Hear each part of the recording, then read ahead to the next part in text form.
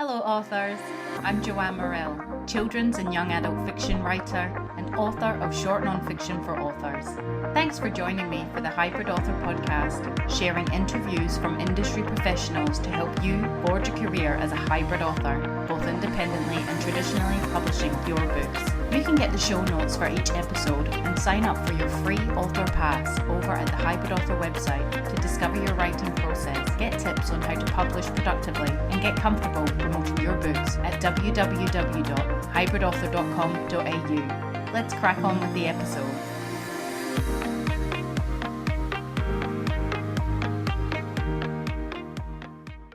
Having failed high school twice and been unemployed for several years, Josh Langley was told he would amount to nothing in life, but that didn't stop him from becoming a multi-award-winning radio copywriter and award-winning children's author.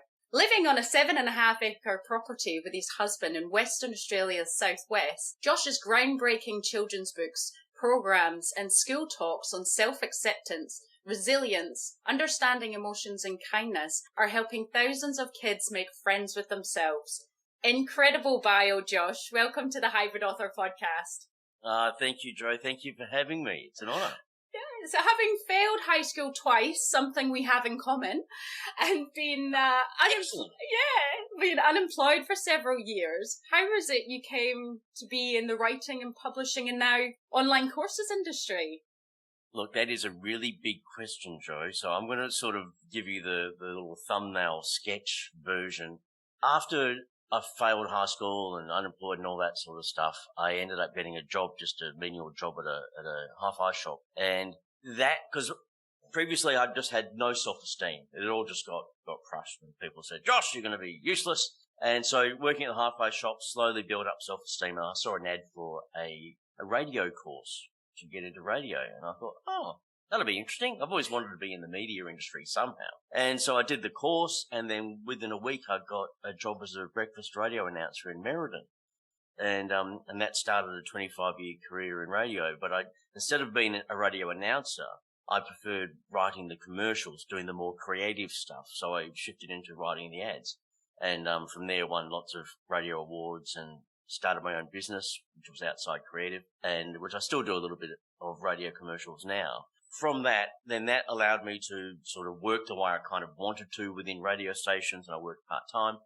And I just started to write books just because I had the time to do it, I guess, because I was working part-time. And I initially I was writing, doing little stick figure sketches with little quotes on them, and I had the gall to think, I'm going to get this published into a book. And I had no idea about how the publishing industry worked. I had not a clue. So I was beautifully naive, and then I just printed off these sort of pictures, stapled them together, and sent them off to places like Random House and Penguin, and obviously instantly got rejections, especially from Fremantle Press, which I was quite proud about. Cracked a bottle of champagne when I got that one. And the irony now is I deal with Fremantle Press a fair bit. So, yeah, then the fifth publisher was Big Sky Publishing, and they saw potential in that, and so I'm so grateful to Diane at Big Sky Publishing. And they said, we want to publish a series of these. So I had these books that were designed for adults, but they looked like kids' books. And so then they were originally structured or focused more on military titles, and they were stretching into the family sort of titles, gift books, but they were starting up their kids division of kids' books. And they said, okay, Josh, you'll be perfectly placed. Can you write us a kids' book? And that's where I went, well, I don't have kids. I'm not in education. I know nothing about children. At that point, I didn't even have a niece or anything like that, who is now my inspiration. And so that's why I thought, I'm just going to write this book for my 8-year-old self. And that was the whole, everything just changed from there. It's sort of, because I had a pretty rough upbringing, and I just wanted to go back and let my 8-year-old self know that he was pretty good the way he was, and that he was loved and he was nurtured, and, it was okay to daydream and use your imagination, all those sort of things that I did lots of and got into trouble for. I wrote the book about that, and what ended up being the 12 and a half most important things that a kid should know. So it was very different to other kids' books out there, and I thought, I'll illustrate it, I can do stick figures, I can do animals with big eyes and stuff, and so it became such a popular book with so many kids and so many parents. And the next book came out, which was It's Okay to Feel the Way You Do, all about feelings. And that one won the Australian Book Industry Award, Small Publishers Children's Book of the Year. That was in 2018. And that was really, really strange, Joe, because that was like, I've only been in this industry, writing kids' books for a couple of years, and here I am accepting this big award on stage. And, there was a little bit of that imposter syndrome. And yes, I know it well. Yeah, it's like, what am I doing here? How did I get here? What's going on? But you know what? One thing I learned, you got to own those things. If you got to own them, you got to really take them on board. And because it's so easy to keep that imposter syndrome going and going, oh, maybe I'm not worthy, and I've had a lifetime of saying that. So it's like, nah, sorry, I am going to own this, and I'm going to own this award. I've written 2 more books in the kids series from there, and I'm halfway through writing the 5th book at the moment. And so that's where I'm now with writing kids books. I've also written adult nonfiction, one for creativity called Find Your Creative Mojo, which I believe you've read, Joe. Behind us here as well, yes, I've read all your books. and it's like, but I suppose the main focus for me is on the kids. It's on that everything hinges itself around what would I go back and tell my 8-year-old self. And so that's the linchpin of all the books. And then it's from the books then stems the school talks and the content for the school talks. And what I've done is I've turned the content from the school talks and the books into the online program. Now that's a whole another story, and I'm sure we're going to get into that. Yeah, no, that is fantastic. And were you how did you receive the messages in your books when, as you said, you didn't have any kids at the time? You're sort of talking to your 8-year-old self, and then your books really connect with more than just kids, that's adults as well. I can resonate with the messages in your books. And and you've obviously received an overwhelming response from them. So how did you feel about that? Oh, you feel absolutely just amazing, because when I first started to get emails and messages from mums, especially, and they would say, oh, I was reading the book with my child and I got to the last page and the last page says, and that you were loved. The mum says that they cried because that's what they wanted to hear when they were growing up. And it's like, wow, I've really touched on something here. So all the parents are going, I want this book. I want this message for my child. And because it's done in such a straightforward manner, there's no story to unpack or anything like that. A lot of kids who may feel different for whatever reason, they may have ADHD, maybe on the autism spectrum or something like that, dyslexia or whatever, they love the books because they are so easy to read and they just connect with the direct messages of that self-acceptance. And one of the things that I've noticed over the last, I think, 4 years is that, especially with Being You Is Enough, is that every book week, when that book week comes around in August, so many mums or kids are going, can I just go as myself and take Being You Is Enough? And then all the mums are taking photos of that, and it's just spreading like wildfire.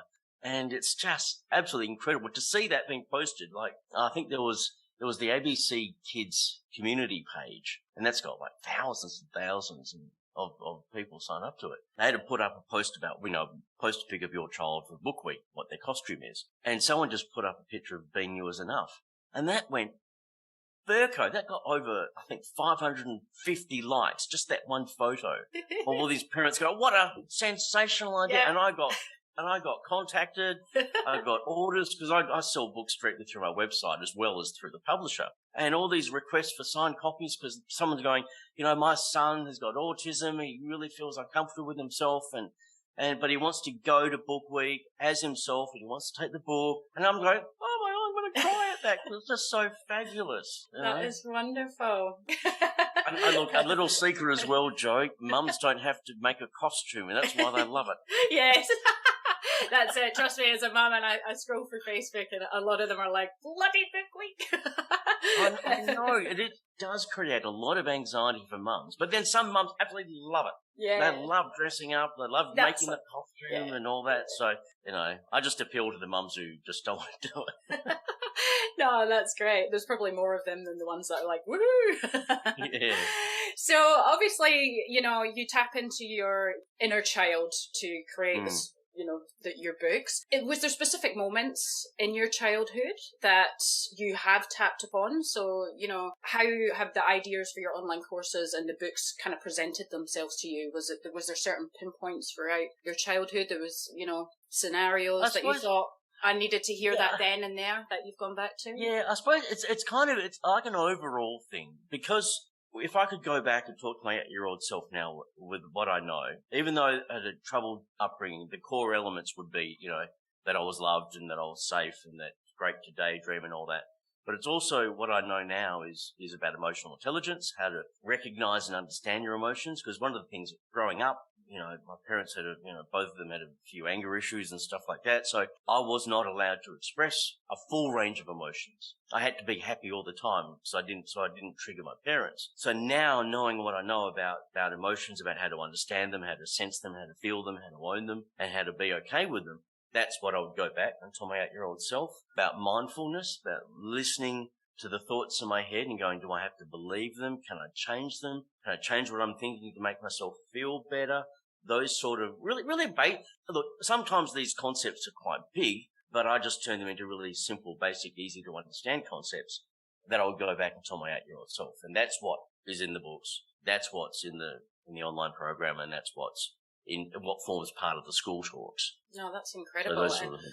Yeah, very, very relevant in today's world with, constant information being bombarded and, depression, anxiety through the roof. And it's incredible. So please tell us about your online courses, how many you've got, what they're called, and Okay, well, this is the interesting thing. Don't do what I did. What I've done, I originally, so last year, because everything through COVID last year, and everyone was making the transition to online. So I did my presentations online, I did all that sort of stuff. So I thought, okay, well, maybe if I create online content based on my books that parents and children can watch at home. I thought, okay, well, that's a great idea. So I went to, I think the government was doing the COVID relief, the resilience grant funding. I applied for that, and I'd never applied for grant funding ever, and I didn't realize how complicated and hard it was. So for anyone listening who's ever done that, hats off, whoever does it successfully. It really is, it's an industry. You actually have to know what you're doing in order, once I realized you actually have to speak back to them, so therefore they know that that they know that we all know what they're talking about, and it did my head in. So I applied twice, and I got rejected twice because it wasn't creative enough and things like that. And so I thought, okay, I'm just going to bootstrap this myself. I'm just going to pay for it. And I had done some research with online courses before, and I'd seen a lot of people just record themselves sitting on their couch or in their back bedroom or whatever. And I'm going, that doesn't look like I'm going to trust that person. Do they look like an authority figure? So that was one of the things in my mind, was like, how is it going to look? Especially in the world of kids' books and in that kid space, parents look for something that they can trust. So if you've got some bloke sitting on his couch talking about mindfulness, with a dodgy picture hanging in the background, and I've seen some terrible backgrounds, Joe, I tell you. And it's like, no, a parent's not going to trust that. And I couldn't put myself through that. I couldn't, would I watch that? No. So I'm not the biggest one for spending money. I'm a bit of a tight ass. But I thought, okay, I am actually going to spend some money and get it professionally filmed. And I've got some friends in Bunbury who run a fantastic production company called Lomax, and their daughter had just set up a studio in the centre in one of the shops in Bunbury. And so it was a perfect backdrop. So I said, okay, well, look, I've got a kind of budget. What can we do? I have got nothing worked out. I think I'll end up doing 26 little short videos.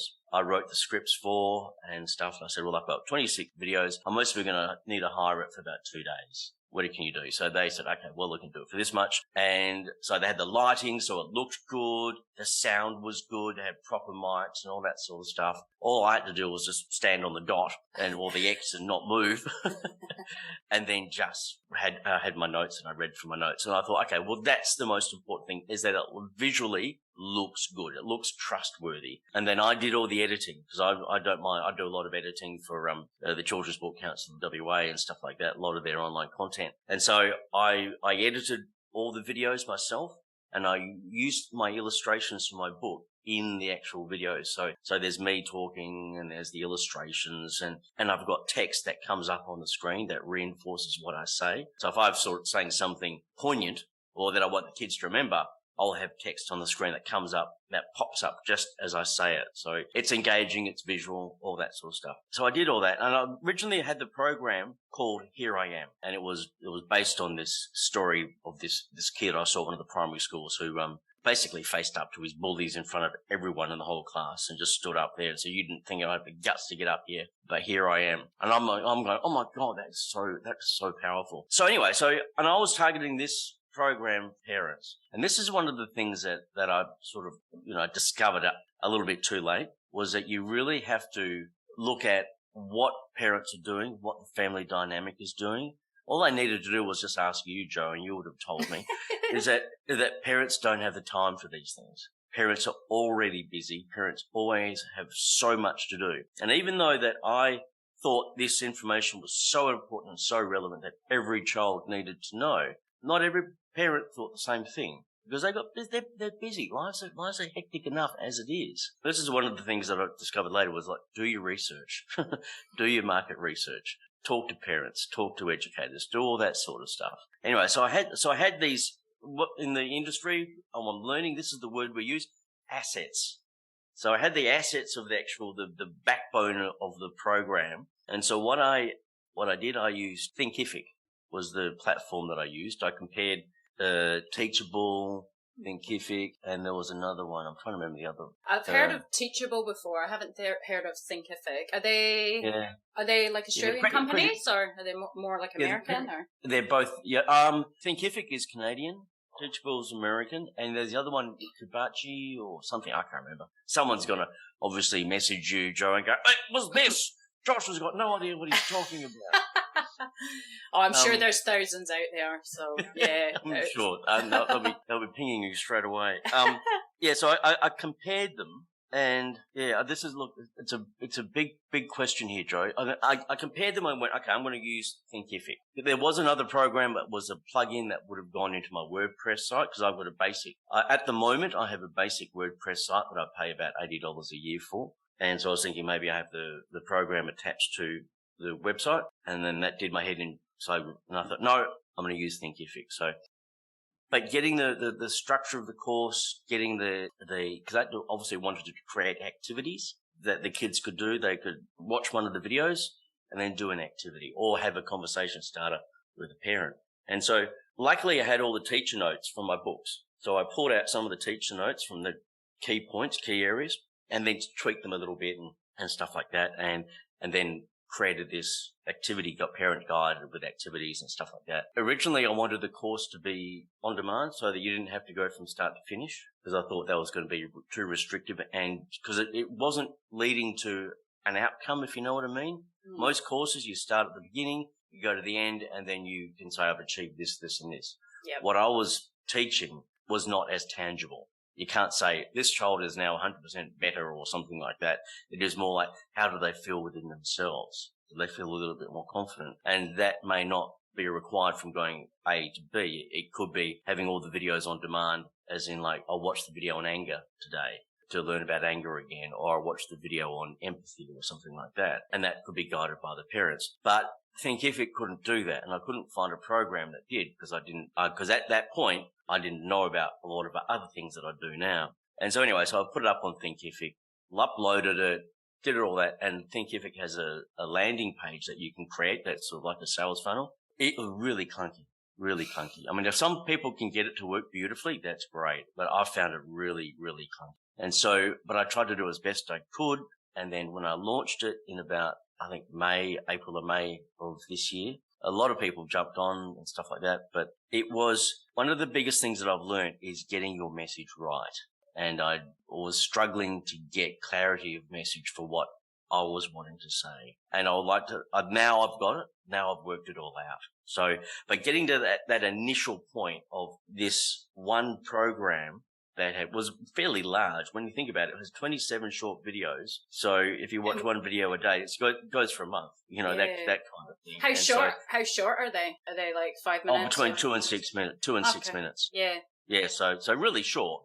And the activities are really simple, easy to do. You only take about 10 minutes to do the activity, you know, but trying to get that across when parents are already busy and, especially, you know, because when I launched it, no one was really in lockdown. Now half the country is still. Yeah. So that was one of the biggest learning curves that I've got. But everything that I've got now, all my assets, my courses and all that sort of programs, everything's all completely different now. Oh, it's incredible. Massive, massive process. So from obviously you going to the studio and starting from there, recording it, I guess you obviously had to have your material already scripted, what you were going to say, created it, then edited it yourself. What's the program that you use to edit the videos? I use a program called MOV AVI. Okay, MOV. yeah. AVI. It's sort of similar to the Mac version. I've just got a PC. I think there's iMovie on Mac. iMovie. It's similar to iMovie. Yeah, right. yeah. But I had to pay for it. It's about $60 or $65 or something, and you can buy it outright. I think now they've changed it to a membership thing. So, but it's good. It's easy to use. I've got, you know, I push it to the limit to get it to do what I want it to do, and it comes with a little preset, some graphics and stuff like that you can load in. But that took about a month to edit all those videos. But getting that content, just I suppose going back because you reminded me that with the content, how I wanted to say it was I looked at all my books and went, okay, what are the key messages from each one? You know, I could break it down into one, like, because there's the course has 4 modules. So there's one on empathy and kindness, there's one on resilience, one on self-awareness and self-esteem, one on whatever the other one is. It's absolutely just left my mind. So I just looked at the books and go, what's the message for that? What would I say? And then I'll grab bits that I would use from my school talks as well, because I know that off by heart. So, and what I did, I wrote dot points on sheets of paper, and then I'll rehearse. So I literally spent 2 days rehearsing the whole lot. So when I got into the studio, I wasn't bumbling around. I would still have my scripts off to the side, and I would then talk directly down the barrel of the camera. And that was really nerve-wracking because I had the guy who's the cameraman, and he's 6'7", and I'm 4 foot nothing. And you know, and one of the things is that I'd watched a documentary, I think 2 nights before, or an interview with Clint Eastwood, and he said that when he was just starting out, he was scared of the camera as well. And so what he did, he walked up to the camera when he was shooting his first movie, looked down the barrel of the camera, and, you know, excuse the French here, he said, "Don't fuck with me." Oh, I like that. And I went, I'm doing that. So when I got there, I said to Dean, the cameraman, the guy, I said, "Look, just bear with me. Clint Eastwood did this. I'm going to do it too." So here's little Joshy. I walked up to the camera, I looked at it, I said, "No." And that's not in the course though, is it? No. We're in the outtakes. Yeah, because I was thinking that as well, because obviously, you know, your background is radio, and I've seen, obviously, Josh Gets to Know, which is video content that you put out. Before you did the video online courses, was that, did you have much experience with video before, or not so much? Not really, not talking on camera, not talking directly to the camera. Yeah. And that's a special art form within itself, and it takes so long to get used to feel confident, to not feel like an idiot. Yeah. Just talking to the camera, you know, just go and still feel confident and feel like there's someone on the other side that you're talking to. And did you do much research about how to sort of stand or prepare yourself for that in advance, or you just kind of went for it? And I just showed up. Yeah. Turned up. Sit on the dot. Did they coach you as well, sort of to say just relax a bit more, or? Oh, yeah, a little bit. Yeah, Dean would say, yeah, a little bit. But he was good. I mean, he knows that he can give me a couple of little descriptions and don't move from this dot. You might want to just look this way a little bit, and that's me done. I'm fine. So even though I booked it for 2 days, I only took 5 hours to record the whole lot. Oh wow, yeah, that's pretty quick. Yeah, so that was good. But I had to get over all my nerves. And being Clint Eastwood for that moment kind of helped. So advice is put yourself in Clint Eastwood's shoes and yes, you'll exactly. rock. What would Clint Eastwood do? No, that's fantastic. And then obviously, once you've done all your editing, you have files that I assume you upload to. Sorry, it's Thinkific, was it? Thinkific. Yeah. So you upload the files to there for distribution. Yep. The Thinkific platform is really easy to use. It's very plug and play. It is drop and click, whatever you call it. So you just upload it and then you put in whatever file you want. And then it is very, very user friendly. I must admit, very user friendly. And for the end user experience, for someone using it, it is very easy to use as well. So I know that people like, I don't know if you know Michelle Mitchell, she's a teen expert. She's just launched her program, Puberty, where she talks about puberty for boys and girls. And she's used Thinkific for that. And that's very useful for that. So, yeah. Yeah, I'm sure they probably design these programs for it to be user-friendly for individuals, I would imagine. Yeah, no, I've done the Mind Ninja with my kids. I forget. Oh, yeah, I forget her name as well. Jolene Laverick. Yeah. She's amazing. Yeah. Now she used Thinkific for Mind Ninja. Yeah. Yes. So now you got an idea of what it's like. No, she was fantastic, and again going back to what you were saying about parents sitting down with their children, and I'm someone who likes online courses and I like learning, and I've purchased it, and then to sit down with the kids, they were a bit, but the video content helps, I guess, for children rather than and doing the activities and things. So it did feel like a bit of a chore a couple of weeks, and there was another online course that we bought, that Kidpreneur. I don't know if you've ever heard of that. Oh yeah, Kidpreneur. I've seen that been advertised to me on Facebook. Yeah, and we haven't done it yet, so I need to get onto that. That's one of the things that I found is that what need is there? This is one of the big questions that when people are creating online content and courses and programs, is you have to ask yourself, what problem am I solving for parents or for the child? And because otherwise, if there's no problem, there's nothing to solve. There's no reason why they have to do the course or watch it. There's no sense of urgency. See, it's something with like Mind Ninja that Jolene created. You already had a problem. You had either a kid with anxiety. Yep.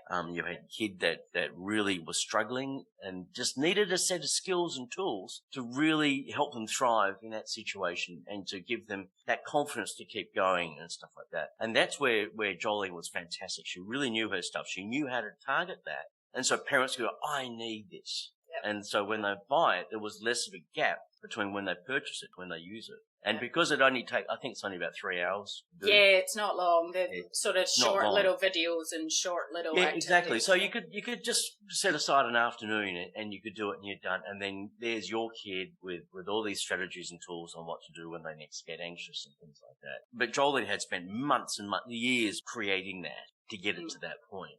Yes. Where she's now global. I think it's been sold to thousands and thousands right around the world and helping kids, which is fantastic. So yeah. I suppose you probably have to think of kids and their attention spans, and as you said, parents and how much time they've got. So I suppose if you're creating, is that what you thought of, like creating the videos to be sort of 5 and 6 minutes, just short little snippets? Yep. I get bored at anything more than 5 minutes. So my attention span's like. So I just go, if it bores me, I know I've got to keep it short and sweet. Yeah, that's awesome.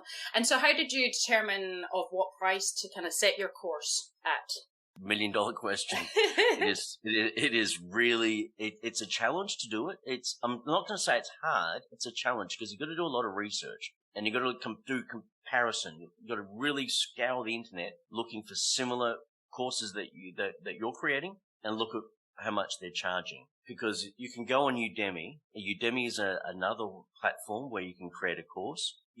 That one's a different one because a lot of people go to Udemy and go, I want to study a course on playing blackjack, or I want to study a course on how to write poetry or something like that. And so I did a simple search on there for kids self-esteem courses or courses for kids. And Joe, you should just, if you want to have a laugh, go and do it. Have it. Just do courses for kids. There was one. The way they present it on the front little page with a little description, a little photo, it looks, oh wow, that's really excellent. Then you go look at the preview, and there was one, bless her little cotton socks. There was a lady in India, and she'd cut off the camera. Had obviously dropped, and it was just half her head. Oh no! And then there was a messy room in the background, and she was talking about all these naughty children out there. Oh, they need to be disciplined. And then the camera fell over.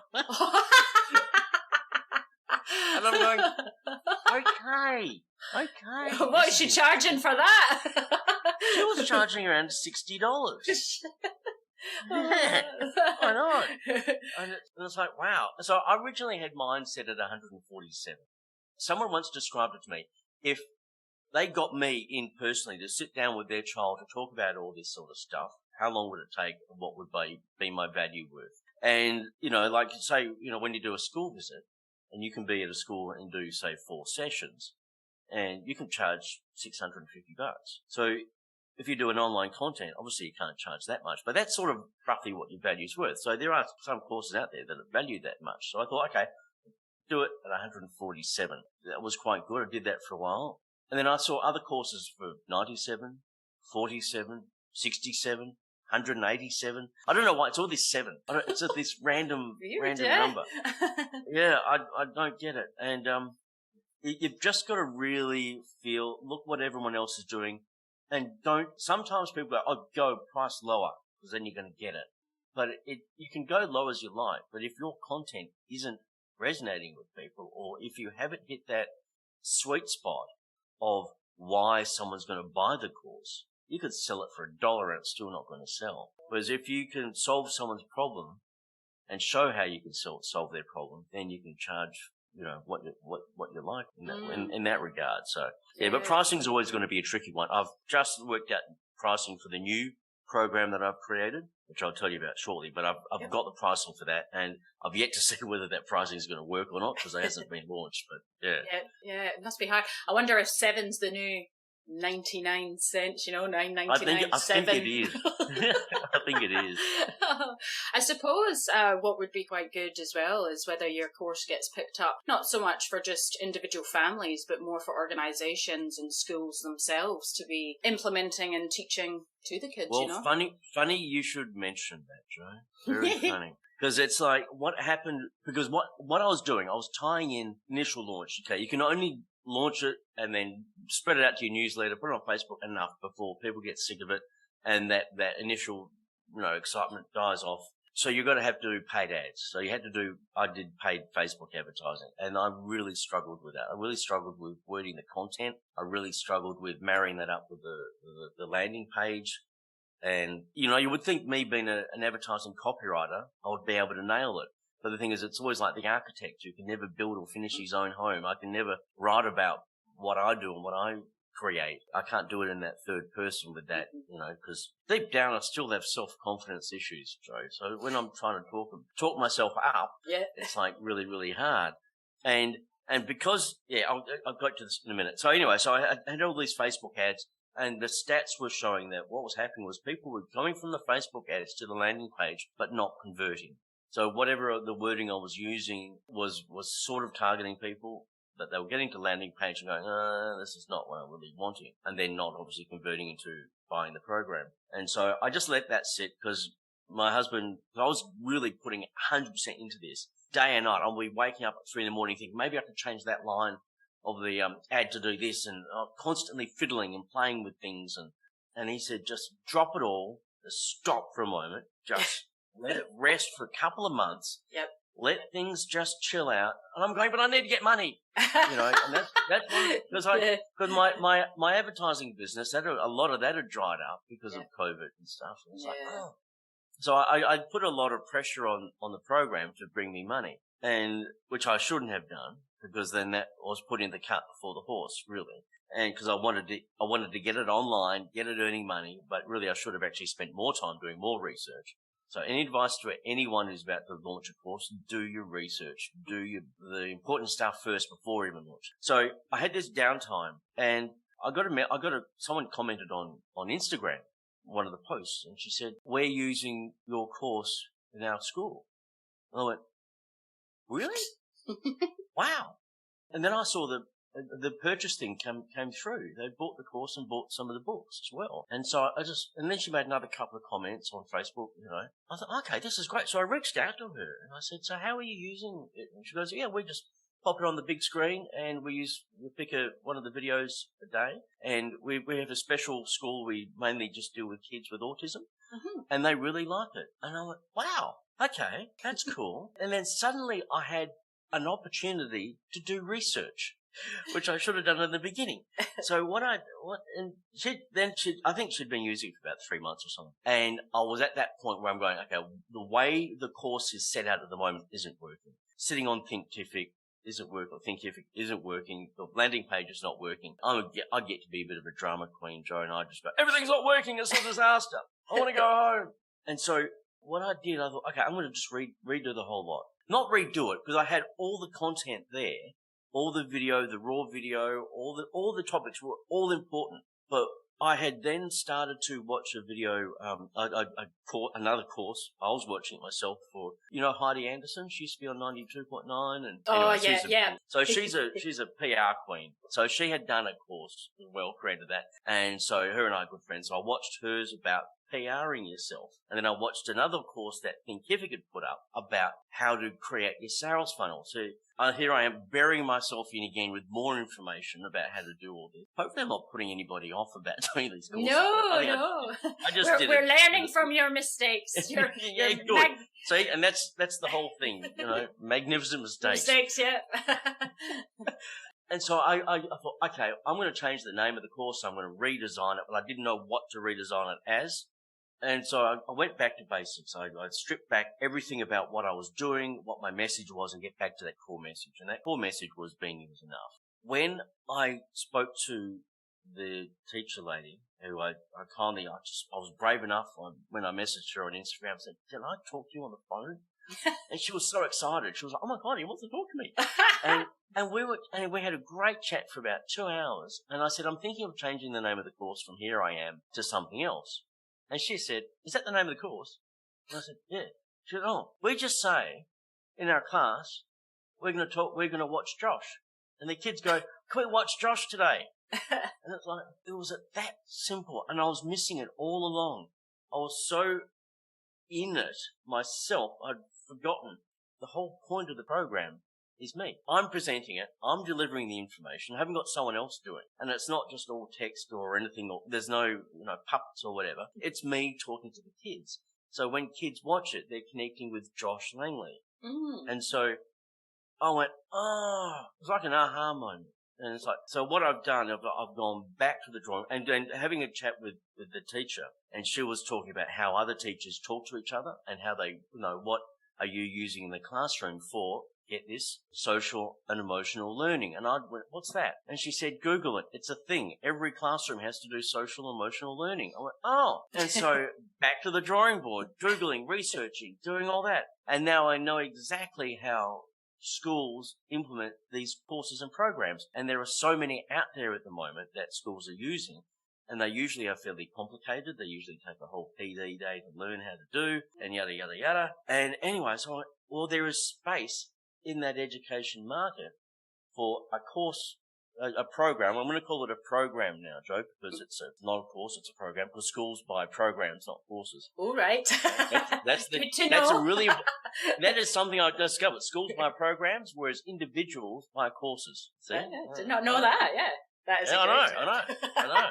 So anyway, so what I've done is I've created a home version and a school version. And instead of it being called Here I Am, it's called Josh Langley Inspiring Kids. Oh, lovely. And it's just simple as that. And I've re-edited the videos to make them, to reflect that. Sort of organized how they play. And so what I've done is I've actually forked out money, proper money this time. And I'm redoing the website. I'm getting a good friend of mine, Ming Hansen from Marketing Jumpstart, to redo the website, and she's designed to have the core or the programs as part of the website. Yep. So what happens with people, they don't Google Inspiring Kids or Here I Am or anything. What people do, they Google my name. So my name has to be front and center. So my website has to be there. And this is just looking at it from a basically a sales strategy point of view, to make it as easy as possible. Because because I was so excited about having a fancy name for my course when really no one knew it and you couldn't Google it. Because you Google Here I Am and it's just my course at that time came like 57,000th Yeah. on the Google ranking. So, but people will go, I'll Google Josh Langley, and my website comes up first. And if my program is part of that website, here it is. Click here, it's all there. Yeah, and that's great. And one of the instead of using Thinkific, so that's off to the side at the moment. They're going to use this program called Paid Membership Pro. So it's going to be a membership. So what happens is that a parent will sign up for 5 years and have access to the entire video series and a proper parent guide, which breaks it down to video description, activity description, plus they get worksheets, plus they get printouts, plus they get affirmation posters they can download for the kids. Yeah.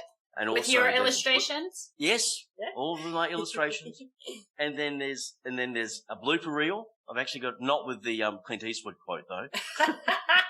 But I've got a blooper. You should make that for the adults. For the adults, I think they'll enjoy that. And there's a blooper reel at the end. So I thought, I'll put all my stuff ups into a blooper reel. Yeah, so there's the at-home version and there's the schools version. And the way they are targeted is slightly different because the at-home version is for kids who have ever felt different, okay?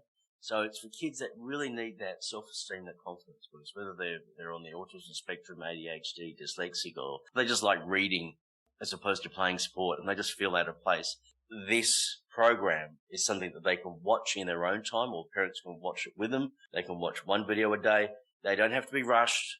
They buy it. They've got it for 5 years and they can then just watch. And then the child can then rewatch the videos when they want and boost their self-esteem that way.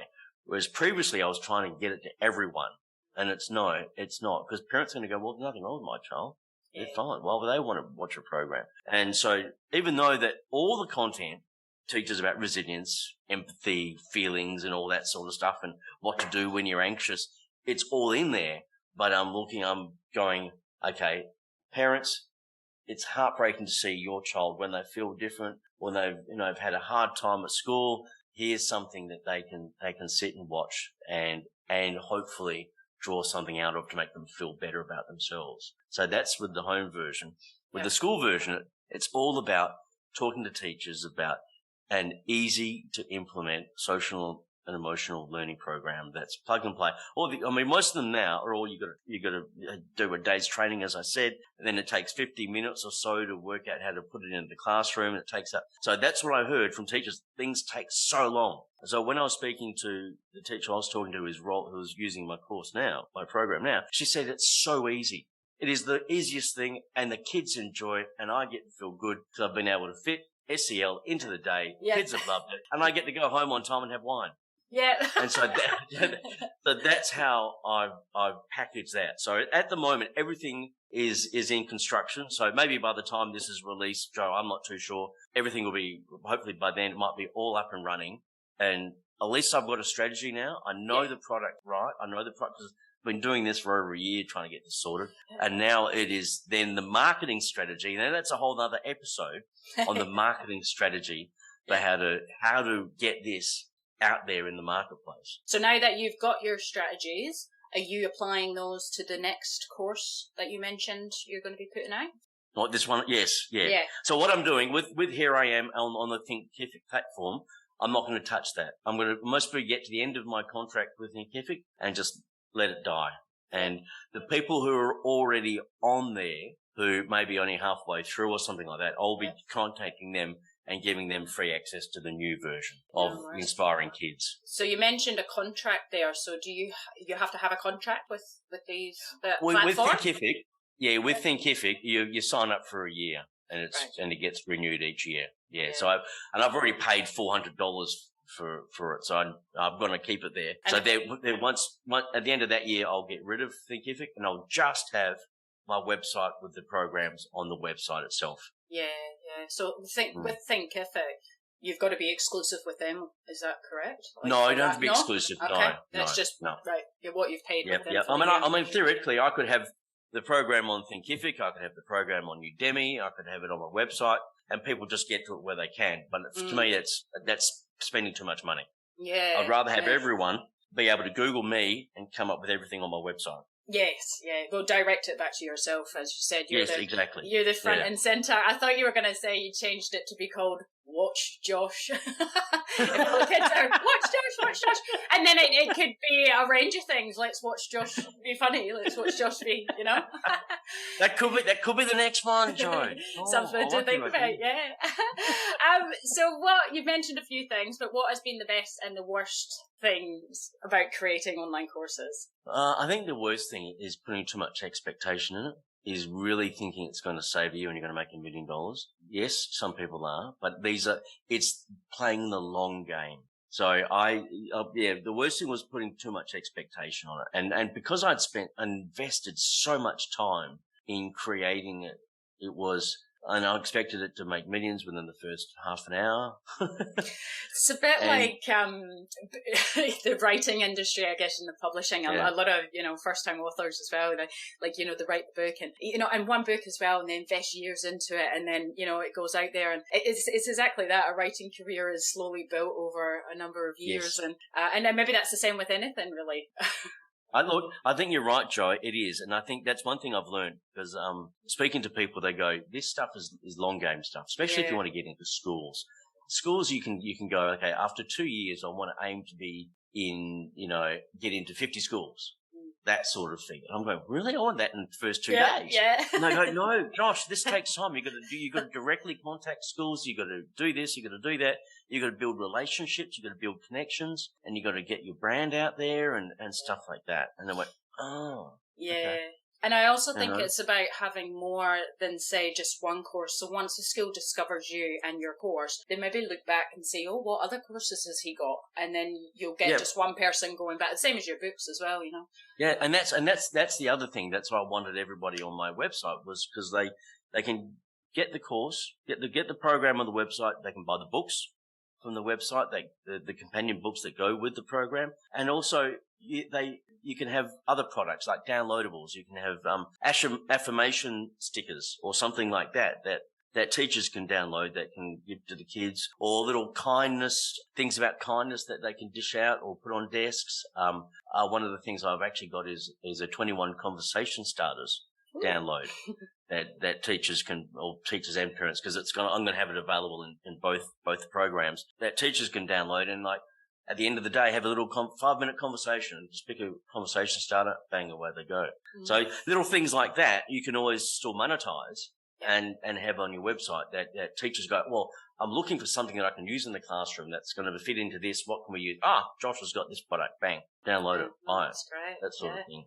Fabulous. So what was the best thing about creating the course? Has it been the response from the people who have had it, or? I think it's or the Clint Eastwood getting to say to the camera. Is that your favourite part? Go ahead, make my day, punk. You know what? It's actually been the learning process. It is stretching myself to go into an area I have no idea previously. And now as you know, I've just babbled on for the last half an hour or maybe more about it. So I've now moved into this space that really allows me to get my message out there to more kids. And so that's the best part in the learning process of how to do that, and finding out, okay, well, I've got my books, I've got my school visits, I've got my online program, what's next? So it's those sort of things. Yeah. That's the best bit. When you do your school visits, is that obviously all the content kind of links together, but would you be referring to your online course by playing some of the videos in some of your school visits, or no, that's strictly for you've just given me a great idea. Oh, okay. No, for that. Thank you. I'll send you $50. What a great idea. Look, it depends on the technical aspects of some of these schools. Some of these schools don't have, some you can barely run a PowerPoint. But, normally I wouldn't, but I would be talking to teachers about the program. And I'll have myself a flyer that I'll be able to then, hand out to teachers, and here's the books, here's the online program, and it works, and basically doing the sales pitch. I know it sounds cheesy, but saying, hey, look, this is your SEL program. It takes 20 minutes of class time. Yeah. You basically get me what I've just done in the classroom today, every day. Yeah, And and also they'll go, for oh, the kids, also for a exactly. take home to the kids, for the parents as well. Yeah, and that's the other thing, is that the way the program is done is that teachers can easily say to parents, you can buy the version at home, so therefore you can reinforce everything we've learnt in school at home, and it uses the same language, because a lot of the professional, the really serious social and emotional learning programs use a lot of technical detail, the zones of regulation, the circle of inner wanting, and all this weird stuff that parents are like, no, I don't have time for this. What is it? Well, it's teaching kids to not be angry, or how to deal with their anger. Oh, okay, easy, I got that. Or here's what you can do when you get anxious, as opposed to, are you green, yellow, or orange? I'm not dissing these other things, but sometimes they can put a bit of a distance between parents and the actual programs themselves. Yeah.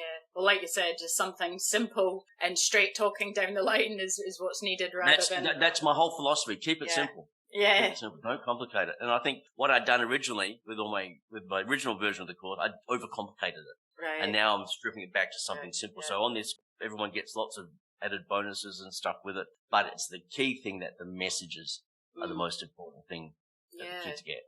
Yeah, no, that's fantastic. So you've dropped little tips here and there throughout our conversation. Have you got any more tips for authors who are first-time authors looking to create a first course online, I suppose? Yeah, I think I'll reiterate, work out what solution, what problem you're solving for parents. Really, I mean, like, say if you can tie it in with whatever book you're creating, whether it's a book that themes on kindness or resilience or whatever, can you create an extension, like, even to maybe start small with a little video, 3 video thing that you can put on YouTube that's a backup to the book. So when parents buy the book and it says somewhere in the book, go to the YouTube and watch the videos and engage the kids, and then you can work up from there, those sort of things. Yeah, I mean, sadly you can't monetize YouTube for kids, sadly, but yeah, so that sort of thing. And then look at, okay, what problems have parents got? What can I solve? And then you come at it from that angle. And if I'd done that in the beginning, I would have saved myself a lot of heartache. No. But it I'm sounds glad I've got to this point, though. Well, that's it. And you can tell you're passionate. It comes through when you're talking about it. So, yeah. Are you able to share what's on the horizon, your future books and courses? And I think, as I said earlier, I'm halfway through the next kids' book number 5 in the series. And so after I've done that, which I've got to get done by November, and I've launched the programs and the website, I will then be looking at doing an animated series based on my books, but mainly the animal characters from my books. I want to create an animated series, so I'm looking for producers and animators, and I think it'll be great to be able to take the messages of the book and get these characters to bring them alive. Whether one character's got anxiety, another character's got autism. Graham the giraffe is full of confidence now, but he's the one who shows everyone how to be strong in the world, how to be brave and stuff like that. And, so that's, I've already written a first draft for an episode, a little 10-minute episode. So that's the next sort of thing that I'm moving towards. Fantastic. That's incredible. Whoa, look forward to that. Wow, that's a big idea. I know. Maybe I haven't thought it through yet. No, we'll have you back and be like, what's your tips for animation?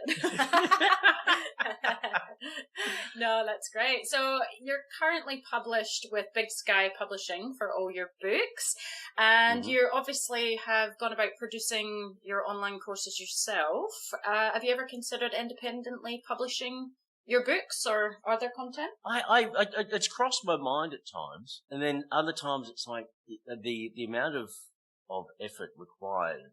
Sometimes, as you know, it can be quite exhausting, as I find it during these courses and doing the program. But I'm a bit of I don't want to have to pay money. Yeah. I say that now, even though I've just spent mostly $3,000 putting all these courses together, websites and all that sort of stuff. But I know that's going to get me a different outcome. Yeah. It'll be more. It's an investment. An investment for more financial return. As you know, in the publishing industry, really, you can have a warehouse, you can have a whole shed full of books, and it's like, and then how do you get them out there? Then you got to get them into bricks and mortar stores. You then got to get logging them off, and I think other people, their temperament or their personality or whatever is really suited and they can be really successful. I've seen a lot of successful self-published authors and I'm just going, wow, hats off to you. That's awesome. Because it's like they're leading the way and they're showing how other people do it. Because traditional publishing, it's like, yeah, it's just one of many ways to get published. When I got published so long ago, like 10 years ago, it's like I didn't even expect to. I didn't even think about self-publishing. I just went, okay, I didn't want to spend any of my own money. Yeah. And so thankfully I was picked up. See, I don't know. I haven't approached any other publishers with any other book concepts for years now. So I would most probably struggle, I think, with the kind of books that I write to get published by other publishers. I think just Big Sky Publishing, I'm very lucky that they're brave and that they see what I do is very, very different. It's very niche. I mean, I'm not going to sell trillions of copies. I would love to, but I'm going to stick with what's going well for me at this point in time. Yeah, no, that's excellent. So I could talk to you all day, Josh. We could go on and on and on, but unfortunately we are out of time. So are you able to tell our listeners where they can find you and your work in store and online? Just go to joshlangley.com.au. Everything will be there. Oh, thank you so much for your expertise, Josh. That was absolutely wonderful advice. And not sure where I sit on online courses or making some, but yeah, for those listening out there, you've provided gold. So thank you. Hey, thank you very much, Joe. It's been an honour. That's the end for now, authors. I hope you're further forward in your author adventure after listening, and I hope you'll listen next time. Remember to head on over to the Hybrid Author website at www.hybridauthor.com.au to get your free author pass. It's bye for now.